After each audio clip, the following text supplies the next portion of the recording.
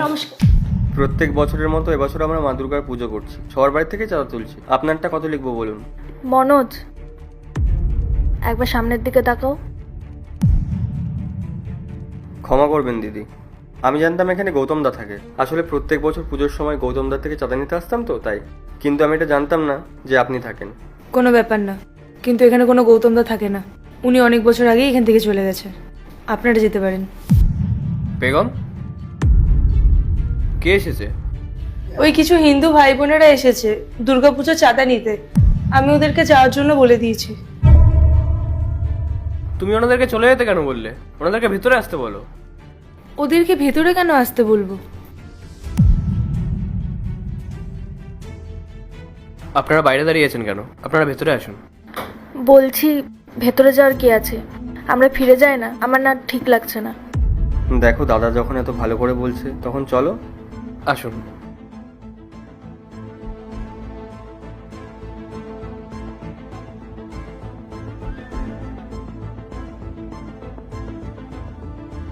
বেগম, যাও ওনাদের জন্য জল নিয়ে এসো। আরে না না, তার কোনো দরকার নেই, আমরা বাড়ি থেকে জল খেয়ে এসেছি। না না, কোনো ব্যাপার না, তুমি যাও কি জল নিয়ে এসো।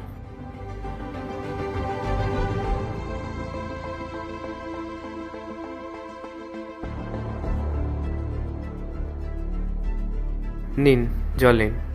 না না, আমরা পরে খেয়ে নেব। তো বলুন, আমরা আপনাদের কি সাহায্য করতে পারি?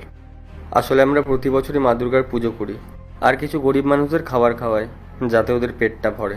তাই আমাদের পাড়ায় যতগুলো ফ্যামিলি আছে সব ফ্যামিলি থেকেই কিছু কিছু চাঁদা তুলি। আর আমরা এখানেও চাঁদা তুলতেই এসেছিলাম, কিন্তু আমরা জানতাম না যে গৌতম দা এখন আর এখানে থাকে না। কারণ প্রতি বছর উনিও চাঁদা দিতেন, কিন্তু আমরা জানতাম না যে এবছর আপনারা এখানে থাকবেন। বাহ, এটা তো খুব ভালো কথা যে আপনারা গরিব মানুষদেরকে খাওয়াবেন। আর এতে যদি আমরা আপনাদেরকে সাহায্য করতে পারি তাহলে আমাদেরও খুব ভালো লাগবে। হ্যাঁ, আমি মানছি আমাদের ধর্ম আলাদা আলাদা, আপনারা হিন্দু আর আমরা মুসলিম, কিন্তু আমরা একই দেশে বাস করি, তাই জন্য তো আমরা ভাই ভাই হলাম, তাই না? আপনারা যেরকম দুর্গাপুজো উদযাপন করেন ঠিক তেমনি আমরাও ঈদ উদযাপন করি। ঈদের দিনে অনেক হিন্দু ভাইরা আমাদের বাড়িতে আসে, আমাদের সঙ্গে সিমুইও খায়। ঠিক তেমনি দুর্গাপুজো কালী পুজোর দিনে আমরাও ওনাদের সঙ্গে মিষ্টি খাই। হ্যাঁ, মানছি আমরা মুসলমান আর আপনারা হিন্দু, কিন্তু আমরা তো ভাই ভাই, তাই না? আপনারা দুর্গাপুজো করছেন আবার গরিব মানুষদেরকেও খাওয়াচ্ছেন, এটা তো খুব ভালো কথা। আপনারা যখন গরিব মানুষদেরকে খাওয়াবেন তখন তো আপনারা এটা জিজ্ঞেস করবেন না যে আপনারা কোন ধর্মের, আপনারা তো সবাইকেই খাবার খাওয়াবেন। আর আপনাদের এই প্রচেষ্টায় আপনাদেরকে সাহায্য করতে পারলে আমারও খুব ভালো লাগবে, যতটা আমাদের সাধ্য হয়। বেগম,